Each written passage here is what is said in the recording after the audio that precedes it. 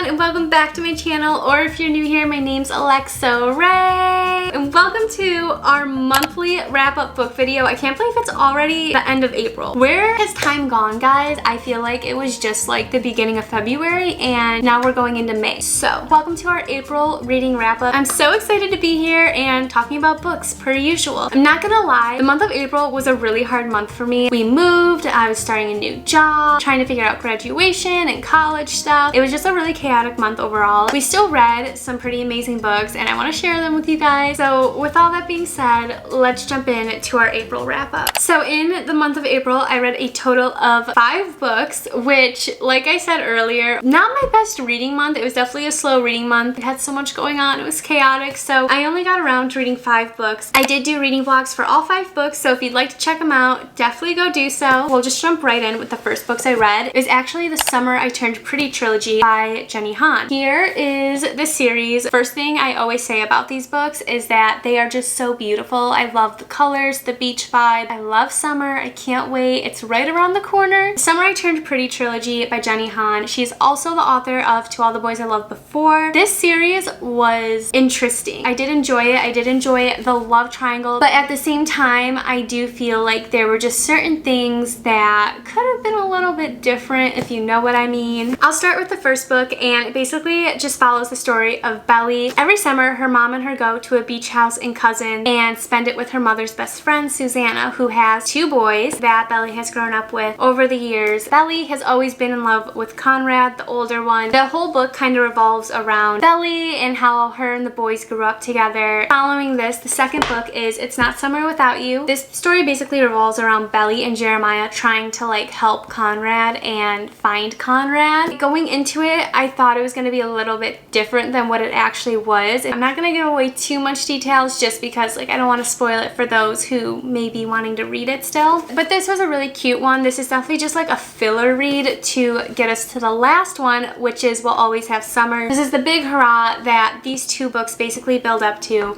It's the one that we're waiting for. And I have to say, this book is not what I expected. This was like a huge shocker to me. I think it was really cool to see them all grown up and navigating young adulthood. I do think the series was worth reading. Like I said, it's a really cute summer read. But with that being said, I did only give them, I think, like 3.5 stars just because they were really cute reads, but that was like it. I thought the story was cute, but I just felt like there could have been like a little bit more pizzazz in it. It was a cute series. I do recommend it. A great summer read, but it's just not like one of my favorites. And a lot of you have told me that her other series, To All the Boys I've Loved Before, is a lot better than this one, so I'm thinking I might try that series out and then do like a comparison between them. It was a super cute read. I recommend it, especially as like a beach read. It's like cute and sweet like that. The next book I read in the month of April is The Song of Achilles by Madeline Miller. This has been on my bookshelf for like 2 years now, guys. I'm so happy I finally got around to reading it. It's also just like one of those original book talk books. It's like the OG of book talk, I always say, because this is like one of the first books I ever saw in book talk. I always wondered like, is it really worth the hype? So I decided to try it out. It truly was a beautiful story. It tells the story of Achilles and Patroclus, kind of goes through their relationship and time and war, and it was a really interesting read overall. I did find it a little bit hard to get through. It was a slower read for me, but I think that's entirely on myself because since it is Greek mythology, I didn't know how to pronounce a lot of the names, and it kind of made it a little bit confusing sometimes. And I also think there's just so many characters in this book that it was hard to keep up with everything. It was a little hard. I found myself rereading a lot of pages just to like get a better understanding. But overall, I thought it was really cool. I really like the storyline. Like I said, I really like the love story between Patroclus and Achilles. I did think there were certain scenes in it that I was just like totally blown away with because I was like, what is happening? Like there's just certain things in this book that happened and I was just like, I did not see that coming. It's just one of those books that is really interesting. Like you want to keep reading because you just want to know how it ends, but at the same same time, it's like you don't want to keep reading because you're like, I don't want to know how this ends. I thought the whole prophecy aspect of the book was really cool. Titus was scary. I rated this book 4 out of 5 stars just because it was a slow read for me. It was hard to get through, but it was like worth it at the end. Like, I'm happy I finished it because the ending is so worth it. I definitely recommend this too to all my like Greek mythology lovers out there. Definitely worth the time. The final book I read in the month of April is Daisy Jones and the Six by Taylor Jenkins Reid.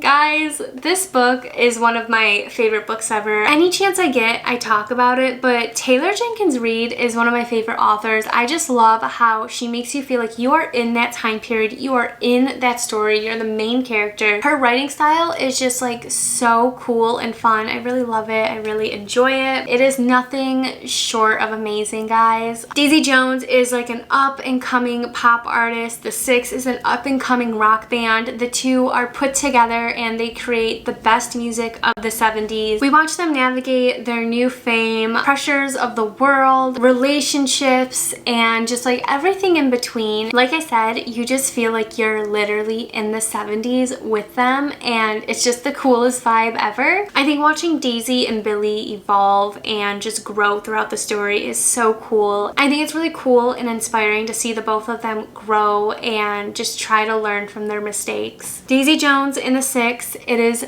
amazing. This is one of my 5-star reads. Guys, if you haven't read this book yet, or if you haven't read anything by Taylor Jenkins Reid, you need to go and try her out because you will not regret it. If you take any book away from today's wrap up, definitely let it be this one because it was so amazing. It was such a quick read too. I just found myself getting like lost in the chapters because it was just that good. It's not like a book that dragged on. Oh my gosh, is it over yet? Like, no, this book I was lost in forever. So good. Okay guys, that is all for my April wrap up. I know it was so short. This is not like me. Hopefully in May we will have a better month, but nonetheless I'm still really happy and thankful that I was able to read these 5 great books in the month of April. We still had a fun and productive reading month. I just wish it was like a little bit more. I would have been happy even if I read 1 book in the month of April. So truly I'm just grateful to have gotten this far. Once again, if you guys are like interested in like more in-depth details with these books,